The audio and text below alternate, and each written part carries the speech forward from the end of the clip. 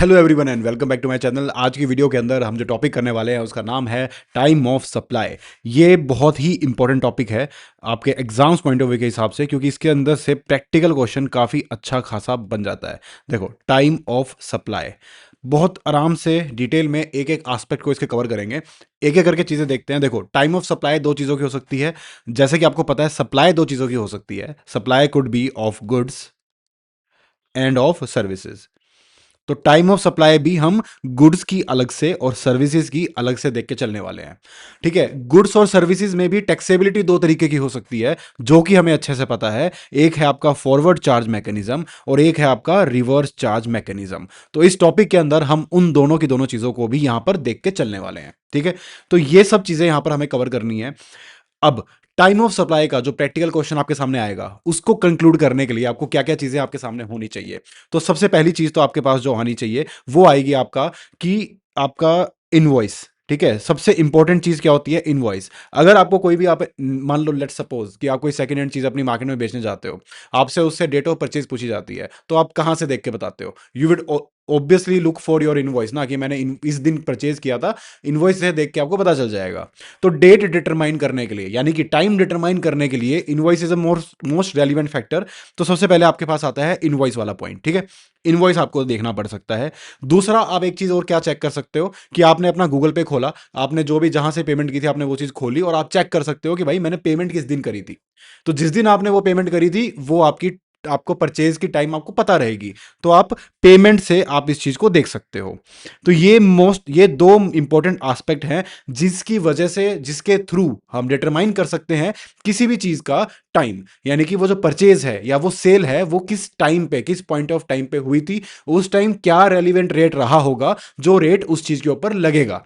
तो ये जो टाइम ऑफ सप्लाई निकालना है, उसको निकालने की जो आपकी रेलिवेंस है, वो इसीलिए आती है कि आपको उसके ऊपर उस टाइम पे जो रेट होता है, वो रेट उसके ऊपर लगता है। जैसे अभी गाड़ियों के रेट रिड्यूस हुए, तो जो रेट रिड्यूस हुए उससे पहले जो रेट, अगर उस रिड्यूस होने के डेट से पहले जो भी सेल हुई होगी तो उस पे पहला वाला रेट लगेगा। उसके पॉइंट के बाद जो भी सेल हुई होगी उसके उसके बाद वाला रेट लगेगा। तो इसीलिए टाइम डिटरमाइन करना इतना इंपॉर्टेंट होता है। और उसको डिटरमाइन करने के दो फंडामेंटल तरीके आपके पास आते हैं। एक तो इनवॉइस आप चेक कर सकते हो, और साथ में आप यहां पर इसका पेमेंट की डेट आप यहां पर चेक करके चल सकते हो। ठीक है, तो ये दोनों चीजें करने के बाद हम डिटरमाइन करेंगे कि टाइम क्या बनेगा, और वो टाइम डिटरमाइन होने के बाद हम उसके ऊपर अपना जीएसटी का जो भी प्रेवलेंट रेट होगा on that point of time वो लगा देंगे।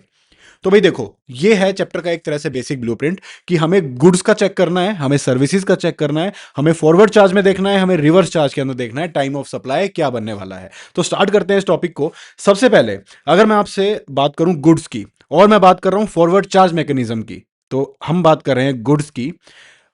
और इन case of forward charge mechanism, ठीक है, तो इसके अंदर क्या होगा आपका? जो नॉर्मल होता है आपका कि उसमें सेलर है जो कि आपके बायर को चीज बेच रहा है, और ये इससे जीएसटी कलेक्ट करेगा और जाके गवर्नमेंट को जमा कराएगा। This is your forward charge. तो इस केस के अंदर क्या होता है? सेलर जो है वो इनवॉइस रेज करेगा, ठीक है, और बायर जो है वो पेमेंट करेगा। तो क्लियर सा आपका इस पॉइंट के बेसिस पे, इन दो चीजों के बेसिस पे आप कंक्लूड कर सकते हो कि टाइम ऑफ सप्लाई इन दोनों में से एक बनने वाली है, और जो भी अर्लियर होगी that will be your time of supply. ठीक है, अब ये तो हुआ आपका बेसिक पोर्शन इस चीज का कवर, कि हमें बेसिकली क्या देखना है कि भाई इनवॉइस किस दिन रेज हुआ और पेमेंट किस दिन हुई, उन दोनों में से which ever is earlier. But इतना आसान होता तो भाई इतना पढ़ाना भी ना पड़ता। अब इसके अंदर आपको क्या देखना है कि पेमेंट जो है, डेट ऑफ पेमेंट यहां पर क्या होती है कि दो चीजें होंगी आपके पास, कि एक आपके अकाउंट से आपने पेमेंट कब करी, एक्चुअल में पे कब किया उसको, और दूसरा entering in the books of accounts. तो अगर मैं इसके सेलर के परस्पेक्टिव से देखूं, तो इसको पेमेंट कब रिसीव हुई, रिसिप्ट ऑफ पेमेंट, या फिर इसने वो पेमेंट आई हो चाहे ना आई हो, उसको अपने बुक्स ऑफ अकाउंट्स में कब डाला, दैट इज योर, दोनों में से जो भी अर्लियर है that is your time date of payment. तो मान लो, लेट सपोज कि पैसे आ गए थे 20 तारीख को, अकाउंट्स में डाला आपने 25 तारीख को, तो भाई जो 20 तारीख की डेट है वो ले लेंगे। इनवॉइस रेज हो गया था आपका मान लो लेट्स सपोज 18 तारीख को, तो time of supply earlier of all of this, आपका टाइम ऑफ सप्लाई यहां पर क्या बन जाएगा, आपका टाइम ऑफ सप्लाई बन जाएगा इनवॉइस की डेट। अभी भी इतना आसान नहीं है, अभी हमने पेमेंट वाली साइड कवर करी है, अब इसमें बात आती है इनवॉइस की कि भाई इनवॉइस की डेट क्या होने वाली है। अभी तो हमने देख लिया, चलो पेमेंट की डेट ये होती है कि भाई रिसिप्ट कब हुई, अकाउंट में कब डाला, whichever is earlier is the date of payment. अब हम देखते हैं इनवॉइस की पेमेंट क्या बनने वाली है। तो भाई इनवॉइस की पेमेंट आपकी क्या होगी, अगर मैं यहां पर गुड्स की बात कर रहे हैं हम, ठीक है, तो गुड्स के केस में इनवॉइस की डेट आपके पास आएगी पहला नॉर्मल सिचुएशंस, ठीक है, नॉर्मल सिचुएशंस लेते हैं। अब आप एक बार को इमेजिन करो, आपको एक गुड्स परचेज कर रहे हो। गुड्स परचेज करने के आपके दो मोड हो सकते हैं, एक तो आपके पास पहुंचेगा, आपके पास डिलीवर होगा, आपके पास तक आएगा वो। दूसरा होता है कि आप उसको पिक करोगे कहीं जाके, आप किसी शॉप पे जा रहे हो, आपने सामान लिया, आपने किया कि ठीक है, आपने आइडेंटिफाई कर लिया कि ये चीज मैं खरीद रहा हूं, आपने उसकी पेमेंट कर दी, तो आप उसको लेके आ रहे हो। तो इन दोनों केसेस के अंदर अलग अलग से कब कब आपको इनवॉइस की डेट हो जानी चाहिए, इनवॉइस मान लिया जाएगा कि भाई दैट इज द डेट जिस पे इनवॉइस हो जाना चाहिए था। तो पहली बात तो अगर डिलीवर होना है, तो भाई डिलीवर होगा तो दुकान से वो चीज डिस्पैच होगी, है ना। तो जहां डिलीवरी है उस डिलीवरी का सबसे पहला स्टेप है डिस्पैच होना, तो भाई ये चीज यहां से डिस्पैच होगी।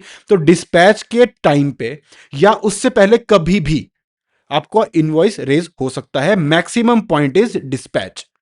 तो अगर मान लो आपको क्वेश्चन में दिया जाए कि भाई डिस्पैच हुआ है 20 नवंबर को, ओके, और इनवॉइस रेज हुआ है 22 नवंबर को, तो भाई लॉ कहता है कि भाई इनवॉइस की लास्ट डेट हो जानी चाहिए थी डिस्पैच की डेट। तो डिस्पैच पे इनवॉइस रेज नहीं हुआ, तो डिस्पैच की डेट को ही हम इनवॉइस की डेट यहां पर मान लेंगे, हम उस 22 तारीख को इग्नोर कर देंगे, ठीक है। उसके बाद दूसरा पॉइंट आता है पिक करना। तो अगर आप पिक कर रहे हो, तो पिक का मतलब क्या है कि दुकानदार ने आपके लिए वो चीज अवेलेबल करवा दी कि भाई ये चीज यहां रखी है, ले जा। तो भाई जिस टाइम आपको वो चीज अवेलेबल हो गई, उस पॉइंट पे आपका इनवॉइस उस टाइम तक रेज हो जाना चाहिए था, नहीं हुआ तो उस टाइम का जो वो जो अवेलेबल, देखो यहां पर मैंने डिस्पैच वर्ड यूज किया है, यहां पर मैं अवेलेबल वर्ड यूज करूंगा। तो व्हेन द पॉइंट इज कि जिस पॉइंट पे आपको वो चीज अवेलेबल करा दी गई है, उस पॉइंट तक आपका इनवॉइस रेज हो जाना चाहिए था, नहीं हुआ है तो उस पॉइंट की डेट को हम डेट ऑफ इनवॉइस मान लेंगे, ठीक है। ये यहां पर लॉ कहता है, ओके। तो ये हुआ आपका नॉर्मल सिचुएशन, नॉर्मल सेल। अब इसके अंदर मैं थोड़ा सा ऐड कर देता हूं आपका, अब आपके पास आता है यहां पर कंटिन्यूअस सप्लाई, आपका यहां पर आएगा कंटिन्यूअस सप्लाई।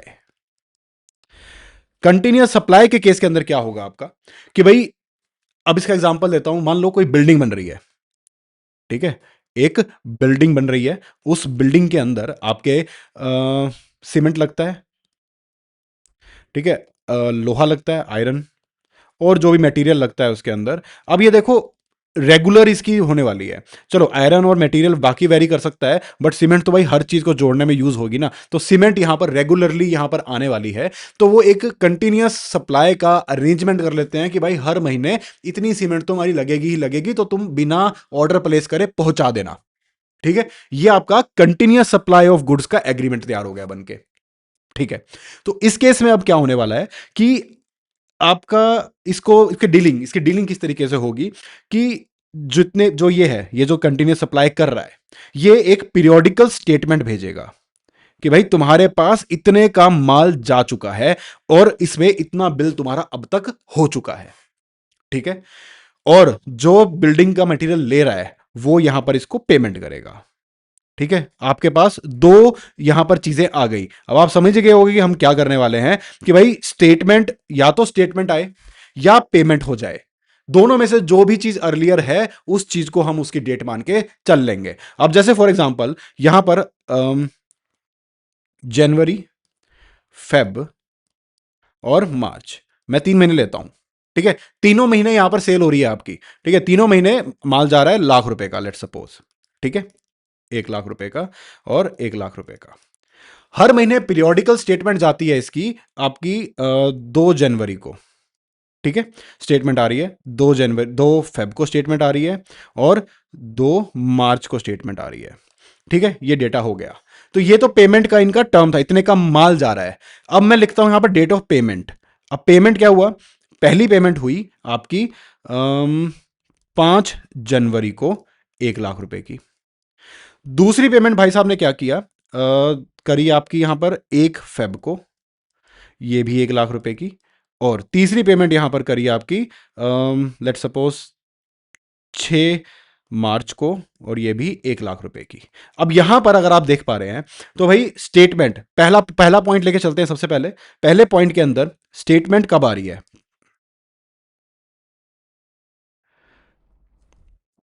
फर्स्ट पॉइंट के अंदर स्टेटमेंट कब आ रही है, 2 तारीख को। पेमेंट आ रही है 5 तारीख को। तो इस 1 लाख रुपए के सामान की, आगे की बात नहीं कर रहे हैं हम, सिर्फ इस 1 लाख रुपए की सामान की टाइम ऑफ सॉरी इनवॉइस की डेट क्या बनने वाली है कि भाई इस टाइम तक इनवॉइस हो जाना चाहिए था, तो इस डेट को हम डेट ऑफ इनवॉइस मान लेंगे।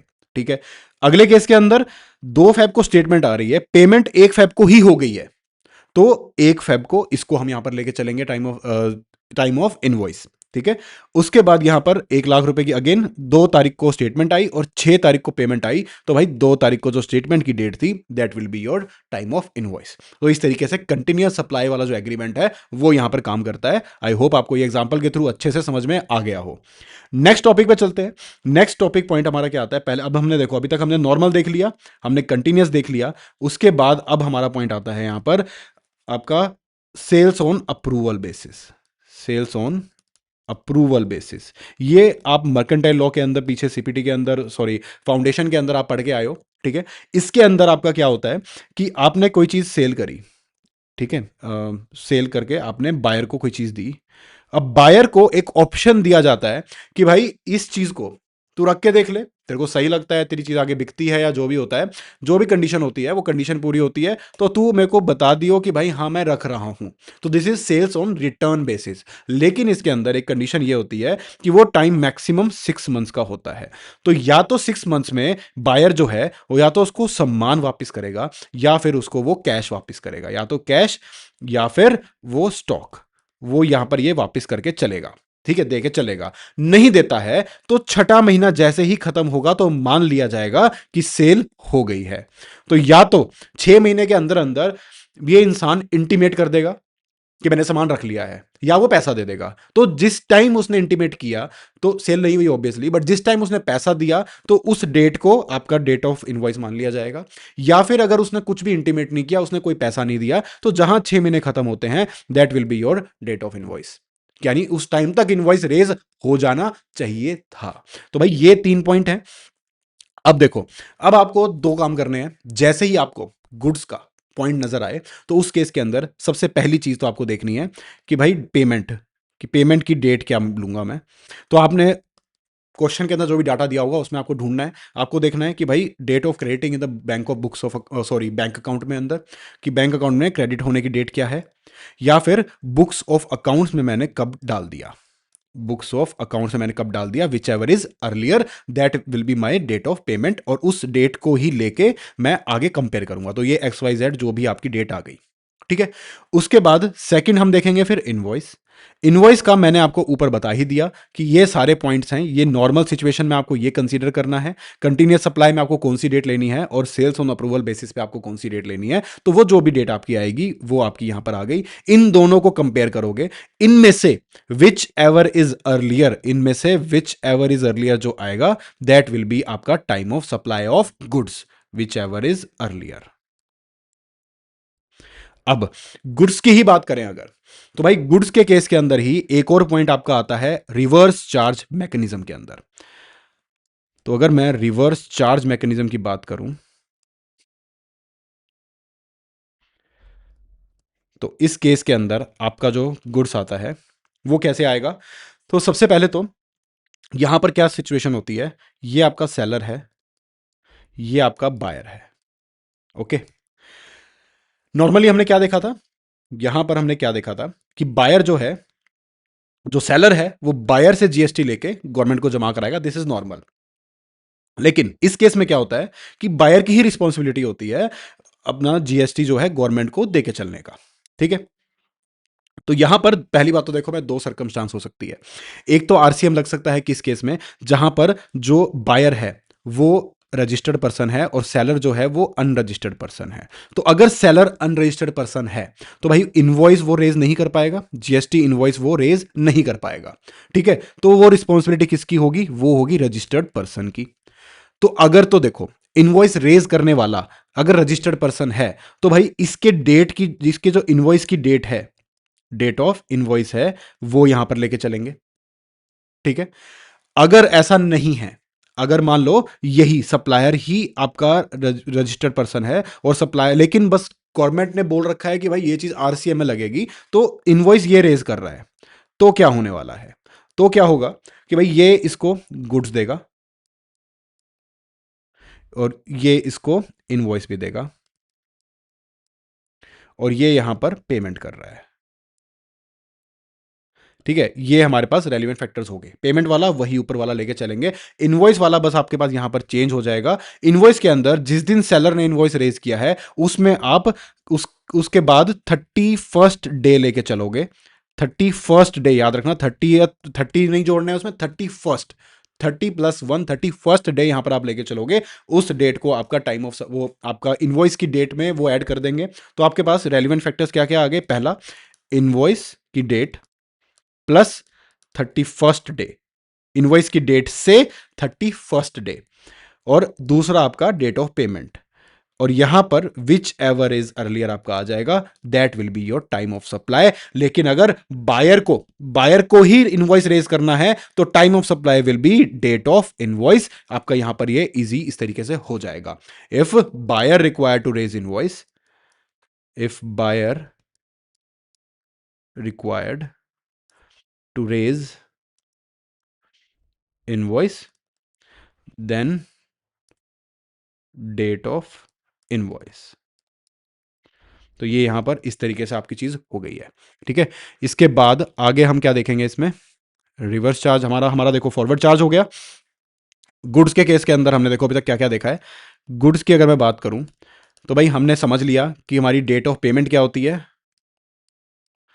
डेट ऑफ पेमेंट क्या होती है, हमने देख लिया। डेट ऑफ इनवॉइस क्या होगा, डेट ऑफ इनवॉइस। हमने टाइम ऑफ सप्लाई देख लिया फॉरवर्ड चार्ज मैकेनिज्म में, और हमने टाइम ऑफ सप्लाई देख लिया रिवर्स चार्ज मैकेनिज्म में। तो ये सारी चीजें हमारे पास यहां पर आ गई। ठीक है, अब यहां पर ये सब करने के बाद आगे बढ़ेंगे और आगे चल के हम देखेंगे इसके अंदर एक सेकंड।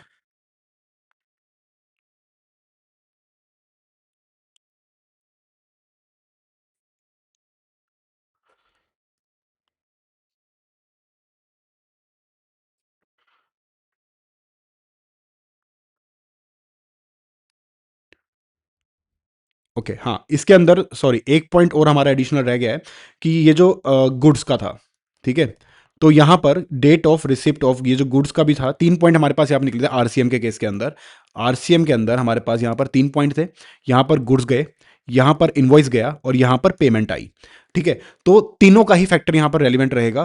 पहला तो डेट ऑफ रिसिप्ट ऑफ, क्योंकि बायर के पॉइंट ऑफ व्यू से हो रहा है यहाँ पर, क्योंकि जीएसटी एक्चुअल में पे बायर को करना है, तो बायर के पास गुड्स रिसीव होंगे, तो या तो रिसीव ऑफ गुड्स, या फिर इनवॉइस प्लस 31st डे, या फिर payment, whichever is earlier of all three, which ever is earlier. तो ये यहां पर आपका टाइम ऑफ सप्लाई बन जाएगा।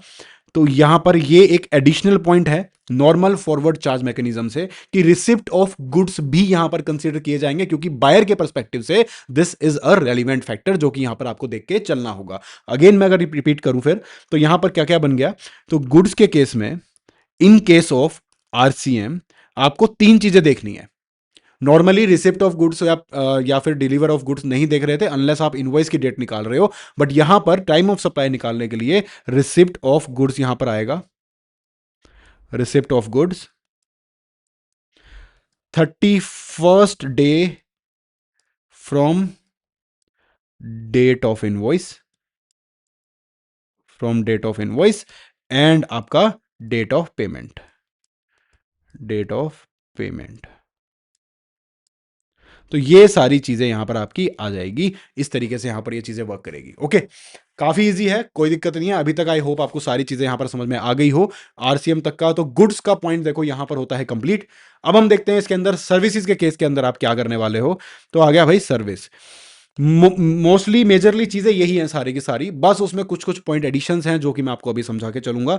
इनवॉइस की सबसे पहले अगर हम डेट ऑफ इनवॉइस देखो यहां पर, अब हमें पहले भी क्या क्या चाहिए था, हमें डेट ऑफ इनवॉइस चाहिए था, हमें डेट ऑफ इनवॉइस चाहिए था, और हमें डेट ऑफ पेमेंट चाहिए था, डेट ऑफ पेमेंट। तो अभी भी वही सब चीजें चाहिए हमें, बट इसके अंदर यहां पर क्या होता है कि इनवॉइस, जब डेट ऑफ इनवॉइस हम निकालते हैं तो यहां पर थोड़ा सा ही डिफरेंस यहां पर आपके पास आ जाता है। वो किस तरीके से हम उसको डील करने वाले हैं। अब जैसे मान लो this is a seller, sorry supplier of service, supplier of service, और this is a recipient of service. ठीक है, अब इसने इसको सर्विसेज दी, बदले में इसने इसको कैश दिया, तो ये आपकी नॉर्मल ट्रांजैक्शन हो गई।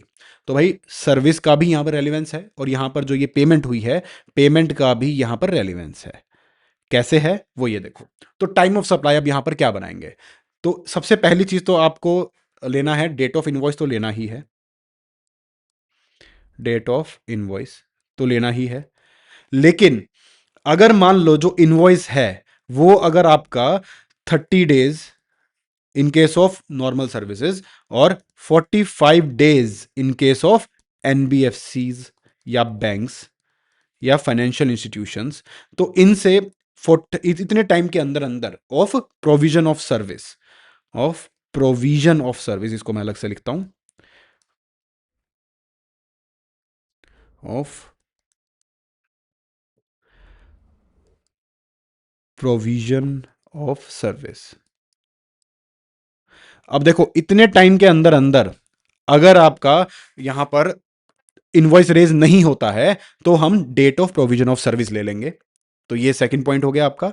और आपका नॉर्मल जो डेट ऑफ पेमेंट था वो तो यहां पर है ही, तो भाई date of payment.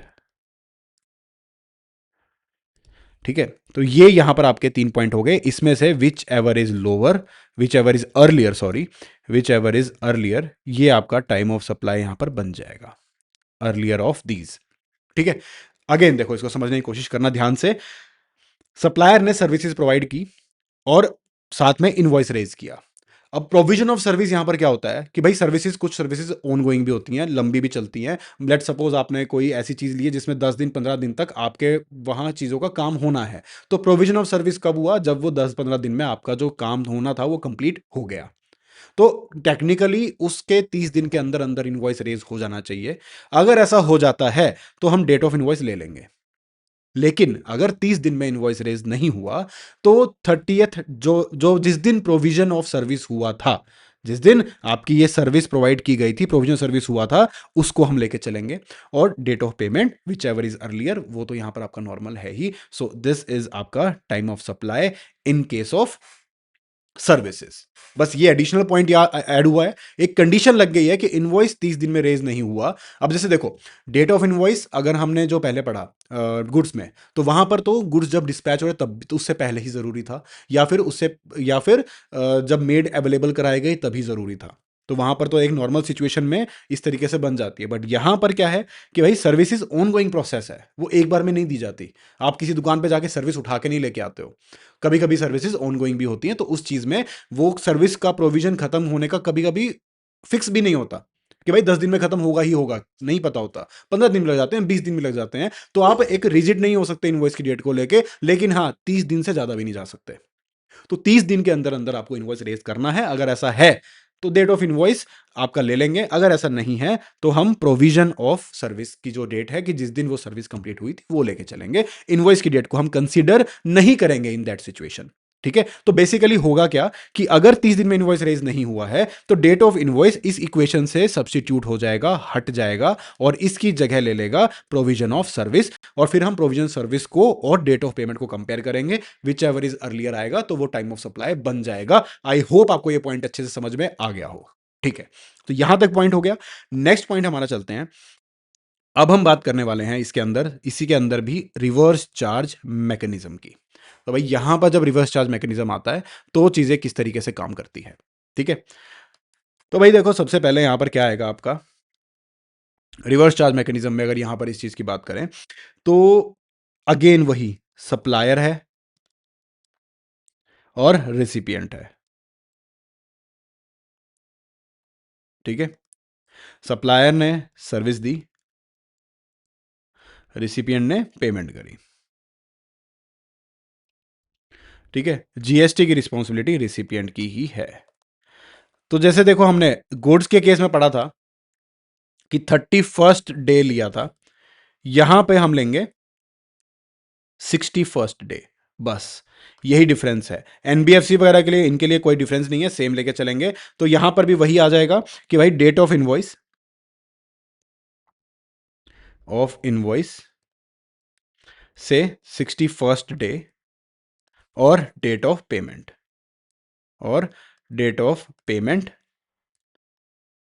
Whichever is earlier, यहां आपका टाइम ऑफ सप्लाई बन जाएगा earlier. So this was your RCM वाला पॉइंट, ठीक है।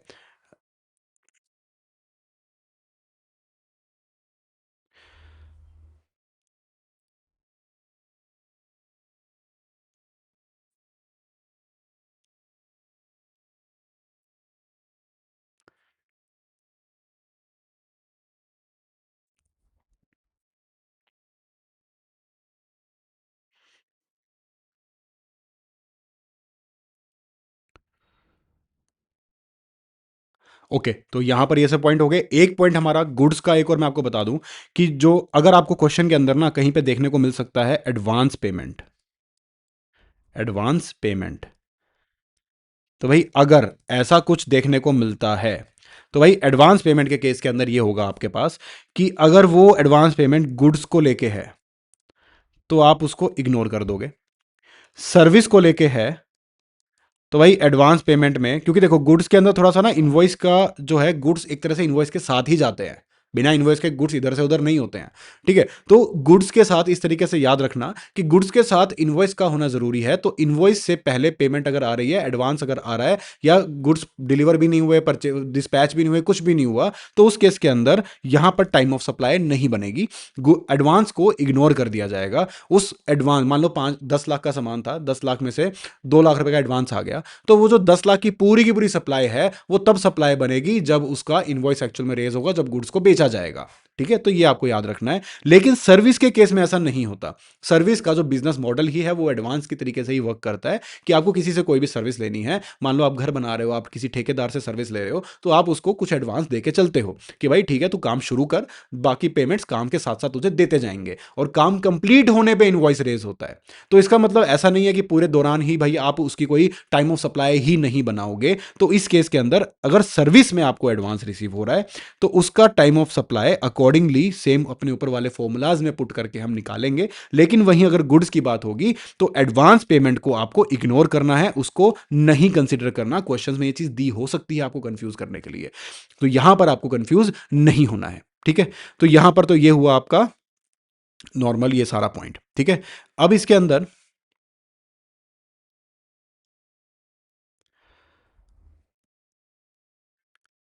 जी हाँ, तो ये आपका चैप्टर, यहाँ पर सारे के सारे पॉइंट्स हमने देख लिए हैं, एक-एक चीज़ हमने यहाँ पर कवर कर ली है। यहाँ पर कुछ भी नहीं बचा है जो रह गया हो अब, ठीक है? अब इसको आप आराम से करेंगे, तो आपको अच्छे से ये चीज़ समझ में आ जाएगी। इसके अंदर हाँ, एक चीज़ और बची है हमारे पास सप्लाई ऑफ सर्विस के केस के अंदर, जो इनवॉइस है, उसमें भी एक कंटीन्यूअस सप्लाई का पॉइंट आता है, ठीक है? इनवॉइस की जो डेट निकालते हैं हम, इनवॉइस जो है, कंटीन्यूअस सप्लाई वाला। अब उसके अंदर क्या होता है, अब देखो अगर मैं एग्जांपल लेता हूं घर का, ठीक है, हम एक घर का एग्जांपल लेते हैं कि होम का कंस्ट्रक्शन हो रहा है, ठीक है। अब इस कंस्ट्रक्शन के लिए आपको मान लो 6 महीने का टाइम है, ठीक है।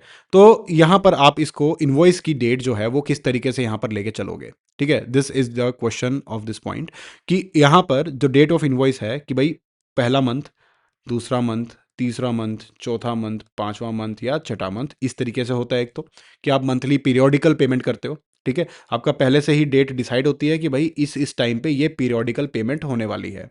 ठीक है, या फिर आपका एक माइलस्टोन होता है, आपका माइलस्टोन सेट होता है कि भाई इस माइलस्टोन पे, यानी कि मान लो कंस्ट्रक्शन हो रहा है कि भाई फर्स्ट फ्लोर जब बन गया, फर्स्ट फ्लोर का इतना पैसा आ जाना चाहिए, सेकंड फ्लोर जब बन जाएगा तो इतना पैसा आ जाएगा, और थर्ड फ्लोर जब बन जाएगा तो इतना पैसा आ जाएगा। तो ये आपके पास यहां पर चीजें आती हैं। ठीक है, फर्स्ट सेकंड और थर्ड फ्लोर।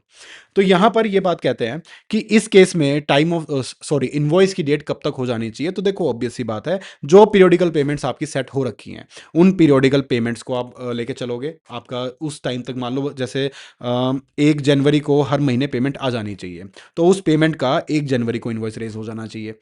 अगर कोई माइलस्टोन है तो भाई जब वो माइलस्टोन इवेंट आपका रीच हो जाएगा उस पॉइंट तक वो आपका इनवॉइस रेज हो जाना चाहिए। और अगर ऐसा कुछ नहीं है तो whatever decided in the agreement, इन सब चीज़ों के हटके भी कोई चीज़ एग्रीमेंट में हो सकती है, तो एग्रीमेंट में आपके सर्विस एग्रीमेंट के अंदर आपके जो भी है आप उसके अकॉर्डिंग यहाँ पर time of supply sorry time of invoice बना सकते हो। तो वो भी आपको यहाँ पर फ्रीडम दी गई है। ठीक है, तो यहाँ पर इस तरीके से ये बातचीत हो गई है।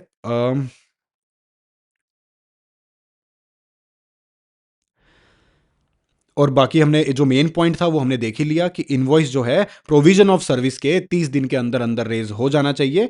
तो उसके बाद तो यहां पर देखो मेन फर्क क्या रहा, अगर मैं आपको कंपेयर कराऊं अच्छे से, ये देखो यहां पर आ गया हमारे पास गुड्स और यहां पर आ गया हमारे पास सर्विसेज।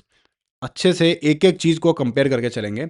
सबसे पहले इनवॉइस के टाइम की बात करते हैं। तो भाई इनवॉइस का टाइम यहां पर क्या था जनरल सिचुएशंस के अंदर, कि भाई मूवमेंट ऑफ गुड्स से पहले, मूवमेंट या फिर अवेलेबल कराया तब से। ठीक है, यहां पर क्या है कि भाई प्रोविजन ऑफ सर्विस जो है उसके 30 दिन में इनवॉइस रेज हो जाना चाहिए नॉर्मल बिजनेसेस के लिए, और 45 डेज फाइनेंशियल बिजनेसेस के लिए, एनबीएफसीज बैंक्स के लिए। तो इतने टाइम के अंदर इनवॉइस रेज हो जाना चाहिए, इतने टाइम में इनवॉइस रेज हो गया तो ठीक है, वरना प्रोविजन ऑफ जो सर्विस है वो ले लिया जाएगा। सेम चीज इसमें होती है, बस इसमें डेज की लिमिट नहीं है कि भाई मूवमेंट के टाइम पे और अवेलेबल कराने के टाइम पे इनवॉइस रेज हो गया तो ठीक है, वरना जिस टाइम पे मूवमेंट शुरू होगी, जिस टाइम पे अवेलेबल कराया जाएगा वो टाइम ऑफ इनवॉइस मान लिया जाएगा। ऐसा ही यहां पर कर रहे हैं, कंफ्यूज नहीं होना, यहां पर अलग नहीं है, बस यहां पर आपको टाइम की एक लिमिट दी हुई है कि भाई 30 दिन तक आप कर लो आराम से इनवॉइस रेस, कोई दिक्कत नहीं। बट 30वें दिन तक नहीं किया तो जिस दिन सर्विस प्रोवाइड की थी वो डेट हम ले लेंगे इनवॉइस के लिए। ठीक है, बाकी सारी कैलकुलेशंस उसकी उस हिसाब से होती रहेगी। ठीक है, अब बात करते हैं फॉरवर्ड चार्ज के अंदर। अगर हम बात करें, इनवॉइस हमने देख लिया, बाकी तो देखो जो माइलस्टोन इवेंट्स वाली चीजें थी, कंटिन्यूस सप्लाई था दोनों केसेस के अंदर, वो तो जो जो चीजें जिस हिसाब से होनी है उस हिसाब से वो होती रहेंगी, उसमें कोई दिक्कत नहीं है। मेन प्रॉब्लम ज्यादातर आता भी यहीं से है।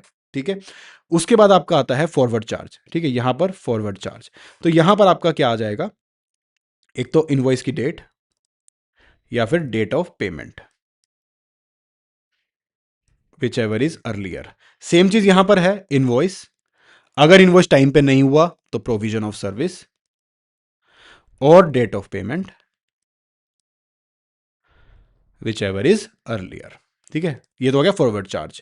अब हम बात करें यहां पर रिवर्स चार्ज के केस के अंदर, तो भाई यहां पर आपका 31st day from date of invoice, और यहां पर 61st day from the date of invoice. ठीक है, और आपका date of payment, date of payment, यहां पर भी डेट ऑफ पेमेंट। एक एडिशनल पॉइंट यहां पर क्या आ जाता है, date of receipt of goods, date of receipt of goods. और अगर अगर जो इनवॉइस निकालने की रिस्पॉन्सिबिलिटी है वो अगर रिसिपिएंट की है, तो भाई डेट ऑफ इनवॉइस उस डेट की हम लेके चलेंगे। ठीक है, तो यहां पर ये पॉइंट आ जाता है आपका।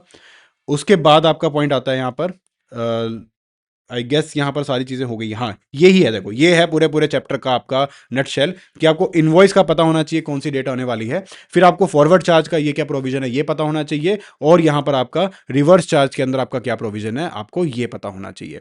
ये सब चीजें आपने कर ली तो भाई ये चैप्टर हो गया आपका कंप्लीट, इसमें आपको कोई प्रॉब्लम नहीं आएगी। इस वीडियो को एक बार और आप दोबारा समझ सकते हैं, अच्छे से आपको सारे कॉन्सेप्ट यहाँ पर क्लियर करा दिए हैं। और इसके ऊपर अगर आपको क्वेश्चंस की वीडियो चाहिए तो कमेंट सेक्शन में लिखना, मैं आपको क्वेश्चंस का एनालिसिस भी इसके ऊपर करके दे दूंगा। आई होप गाइज ये वीडियो आपको अच्छी लगी, अगर अच्छी लगी है तो लाइक करें, सब्सक्राइब करें, and thank you for watching.